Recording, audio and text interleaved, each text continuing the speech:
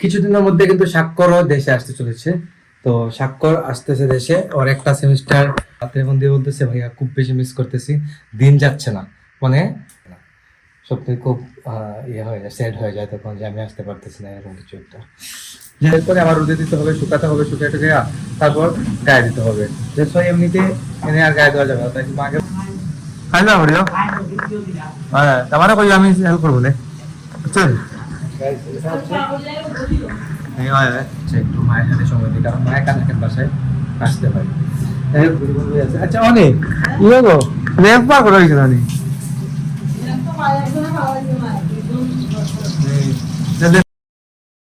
Hello everyone, welcome to my new blog. কেমন আছেন সবাই? আই হোপ সবাই ভালো আছেন, আমি ভালো আছি। তো আজকের ব্লগটা ইন্টারেস্টিং হতে চলছে, আপনারা অবশ্যই ভিডিওটি স্কিপ না করে ভিডিও শেষ অবধি সাথে থাকবেন। গাইস এখন চলে এলাম নিচে, আর এদিকে রান্না চলতেছে।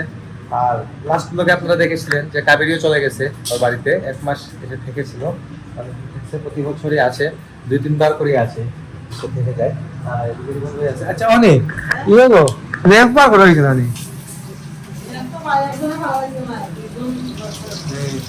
লেফট নিয়ে তো ভালো লাগবে তো। আচ্ছা গাইস মানে শীত কিন্তু পড়ে গেছে পুরোদমে, রাতে কিন্তু অনেক ঠান্ডা লাগে। তো কাঁথা দিয়ে আর এই শীত প্রোটেক্ট করা যায় না।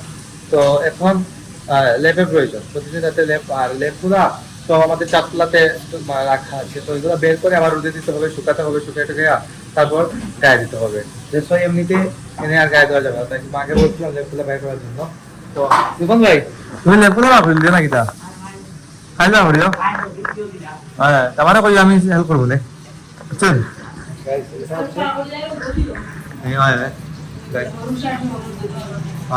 আগামীকালকে এগুলো বের করে রোদে দিতে হবে। মা বলতেছিল আগামীকালকে। তো গতকালকে শুক্রবার ছিল, পারতাম, কিন্তু মা তারা কেউ গতকালকে বাসায় ছিলেন না। আর আমার তো তোরা মনে নেই, মনে হয় কখন রাতে, মনে হয় ঘুমানোর টাইমে, তখন মনে হয় যে ল্যাপটা দরকার। তো দিনে মনেই হয় না, দিনে তো প্রচুর রোদ উঠে গেছে, দেড় ছয় মনে থাকে না। যাই হোক, তো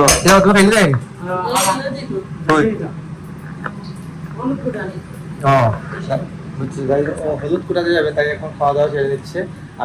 আমরা একসাথে খাবো, মা আমি বাবা। বাবা আসলে, বাবা এখন দোকানে আছে, তো আমি ছিলাম দোকানে সারাদিনই, আসছি কিছুক্ষণ আগে।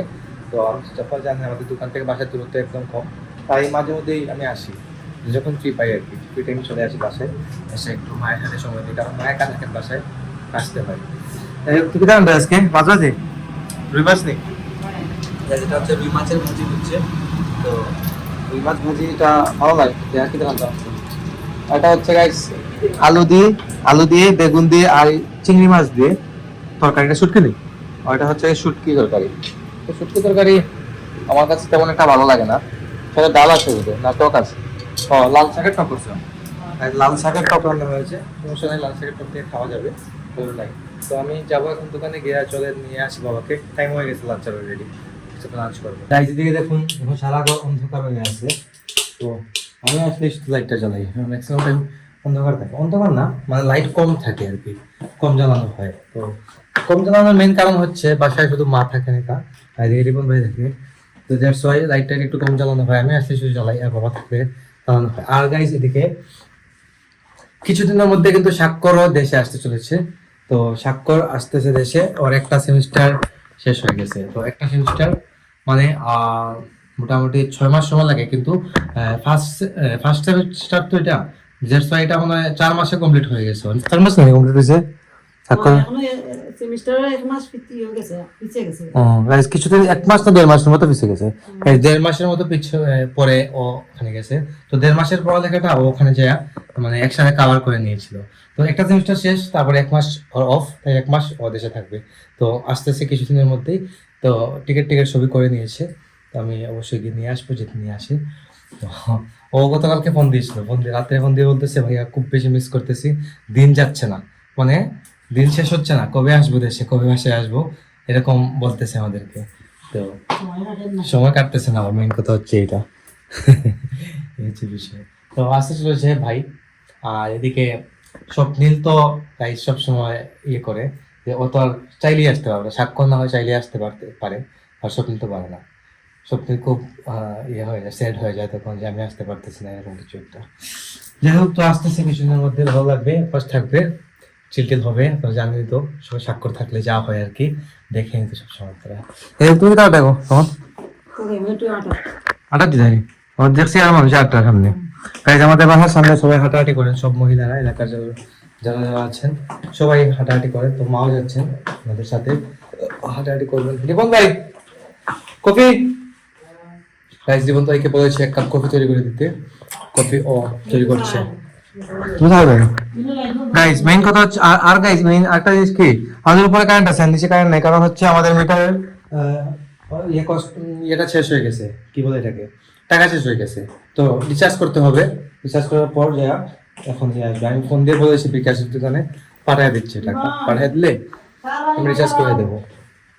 দেখুন নিচে আইপিএস গাইজ সব লাইটে দেওয়া হয় না, দেওয়া হয়েছিল প্রথমে আপনারা জানেন, তো দেওয়ার পর হয় কি শর্ট হয়ে যায়, শর্ট হয়ে যায়। হ্যাঁ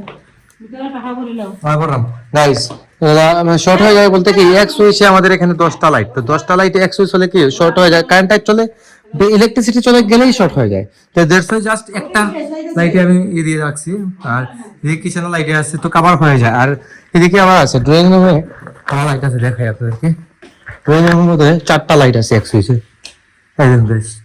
ছয়টা লাইট আছে এক সুইচে, তো আর চলবে না কিন্তু 6টা লাইট এক সুইচে চলে, তো এখানে কোনো প্রবলেম হয় না, এই জায়গায় 10টা লাইট থাকাতে অনেকটা প্রবলেম হয়ে যায়।